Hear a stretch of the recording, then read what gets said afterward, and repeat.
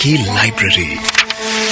किताबों की दुनिया बहुत खूबसूरत होती है और ये पॉडकास्ट डेडिकेटेड है किताबों की तरफ। मेरा नाम है गिनी। इस पॉडकास्ट का नाम है गिनी की लाइब्रेरी, जहां हम बातें करते हैं किताबों की, उनकी कहानियों की, उनके कैरेक्टर्स की। पर लेडीज एंड जेंटलमैन, पूरी कहानियों को भी नहीं सुनाते, आपका इंटरेस्ट एक किताब में जगाते हैं। तो चलिए शुरुआत करते हैं गिनी की लाइब्रेरी की। गिनी की लाइब्रेरी। इस हफ्ते जो किताब मेरे पास आई है उसका नाम है शू डॉग। ऑटोबायोग्राफी है फिल नाइट की, जिन्होंने नाइकी द ब्रांड को एस्टैब्लिश किया। What a book man, what a book. I am thoroughly impressed. One of the most brilliantly written books है। आप इस किताब को उठा के, मेरा ओपन चैलेंज, आप नीचे रख ही नहीं सकते हो। इतनी अच्छी तरीके से किताब लिखी है, इतने अच्छे इंस्टेंसेस यूज करे हैं। आपको एक सैंपल देती हूँ, ठीक है। ये जो बंदे हैं फिल नाइट, इनको अपनी कंपनी शुरू करनी होती है। मैं आपको पूरी स्टोरी सुनाऊंगी, बट अभी के लिए आपको बताती हूँ। इनको अपनी कंपनी शुरू करनी होती है। ये अपने एम्प्लॉइज के पास जाते हैं और कहते हैं मुझे पैसे चाहिए क्योंकि हमें नई कंपनी फॉर्म करनी है। एक एम्प्लॉय जो कि चल नहीं सकता कहता है अच्छा मेरे माँ बाप आपकी कंपनी में इन्वेस्ट करेंगे। ये माँ बाप के पास जाते हैं पैसे लेने के लिए। माँ बाप बोलते हैं हमारी जिंदगी की पूरी अर्निंग्स हम आपको दे रहे हैं। और अल्टीमेटली फिल नाइट उनको देख के पूछते हैं कि आप ऐसा क्यों कर रहे हो, कि आप अपनी जिंदगी भर की सेविंग्स मुझे दे रहे हो, आपका बच्चा भी ठीक नहीं है। तो वो जो माँ बाप हैं वो उसकी तरफ देख के कहते हैं अगर आप उस कंपनी को ट्रस्ट नहीं कर सकते जिसके लिए आपका बेटा काम करता है, तो आप किसको ट्रस्ट करोगे? भाई साहब, अगर आप एक ऐसी कंपनी के लिए काम करते हो जिसको आप पैसे देने में हिचकिचाओ नहीं, तो वो कंपनी तो बहुत लकी है, पर आप भी बहुत लकी हो। बहुत ही फैंटास्टिक किताब। आज जिस किताब की मैं बात कर रही हूँ उसका नाम है शू डॉग। लिखी है फिल नाइट ने।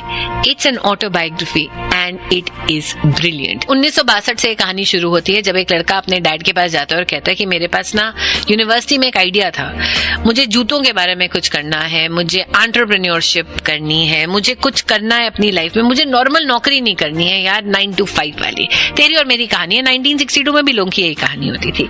उसके डैड कहते हैं what do you want to do.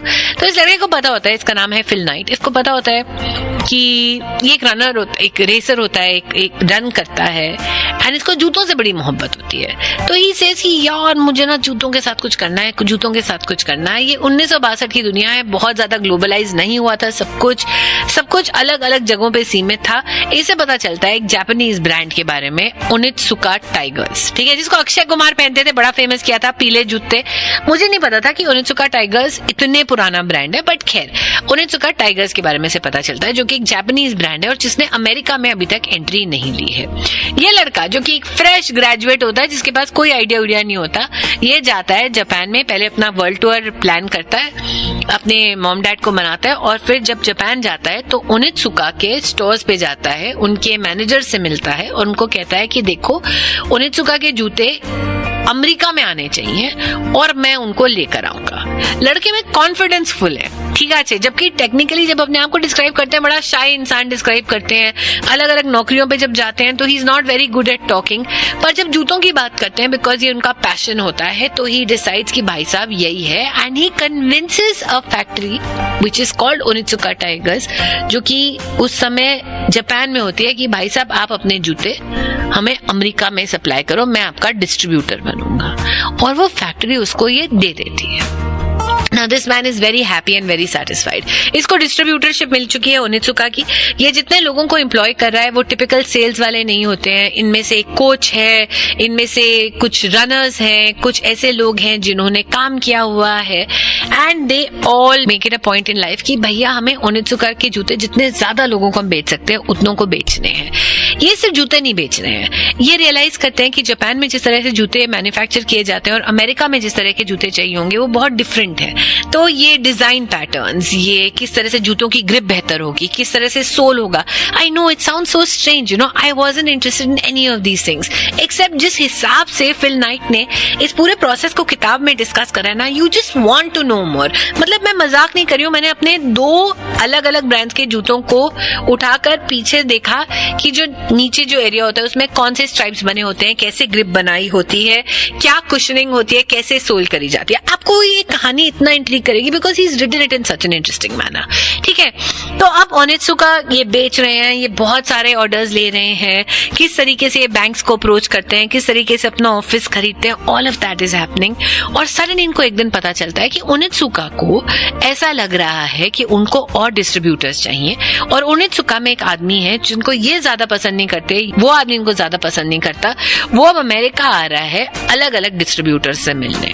Fill, जिसका सपना था कि भाई साहब बस मुझे जिंदगी में जूते बेचने हैं, जो बड़ा खुश था सिर्फ डिस्ट्रीब्यूटरशिप करके एक ब्रांड की, उसका अब सपना ये टूट जाता है. एंड उसे रियलाइज होता है कि यार मुझे एक प्लान बी चाहिए लाइफ में. आज तक उसने प्लान बी सोचा नहीं होता है. तो वो एक फैक्ट्री जाता है. ऐसे होलसेल फैक्ट्रियां नहीं होती जहाँ पे जूते मैन्युफैक्चर होते हैं. वो उनसे कहता है कि मुझे 5000 जूते चाहिए. ये उसका प्लान बी है बिकॉज अब उसको पता चल गया है कि ओनित्सुका, जिसका वो डिस्ट्रीब्यूटर था, वो और डिस्ट्रीब्यूटर्स ढूंढ रहा है अमेरिका में. तो वो एक जूते की फैक्ट्री के पास जाता है जो होलसेल में जूते करते हैं. कहता है मुझे 5000 जूते चाहिए, मैं देखना चाहता हूँ कि मैं क्या अपना ब्रांड क्रिएट कर सकता हूँ. तो वो फैक्ट्री वाला उससे पूछता है कि भाई साहब मैं जूते तो दे दूं पर नाम पे किसके दूं. अभी तक सारी बिलिंग ओनित्सुका के नाम पे हो रही थी. अब अगर आप एक दूसरा ब्रांड शुरू करना चाहते हो तो आप ओनित्सुका का नाम नहीं ले सकते हो. तो 2 दिन में ये डिसाइड किया जा रहा है फिल और उसकी टीम में कि भैया इसका नाम क्या रखे, इस जूते की फैक्ट्री का नाम क्या रखे. फिल रखना चाहते हैं द 6 डायमेंशन. सब कहते हैं अरे बड़ा ही वियर्ड आइडिया है. सब सोच रहे हैं. 1 घंटा बचा है कि भैया नाम लिखना है जूतों का. तो एक बंदा जो फिल के साथ काम करता है उसे कहता है मुझे सपने में आया था कि हम नाम रखते हैं नाइकी. नाइकी का मतलब होता है विक्ट्री. किसी को समझ नहीं आता कुछ, कहना अच्छा चल रख दे. This is how one of the biggest brands, उसका नाम वाज बॉर्न. पता है, लीडरशिप एक टर्म होता है जो हम सबके बॉसेस बहुत ऑफ्टन यूज करते हैं कि अरे तुम्हें लीडर बनने के लिए होना चाहिए. ये किताब लीडरशिप के लिए बड़ी अच्छी है यार. फिल नाइट ने लिखी है जिन्होंने नाइकी क्रिएट किया है. इस किताब का नाम है शू डॉग. एंड जब आप रियलाइज करते हैं, जब आप ये किताब पढ़ रहे हैं कि जो शुरू के इनके एम्प्लॉइज थे जिनके साथ मिलकर इन्होंने काम किया है या जिनको एम्प्लॉय करा है, उनके साथ उनका क्या रिलेशनशिप था, एक बहुत इंटरेस्टिंग स्टडी है लीडरशिप के अंदर.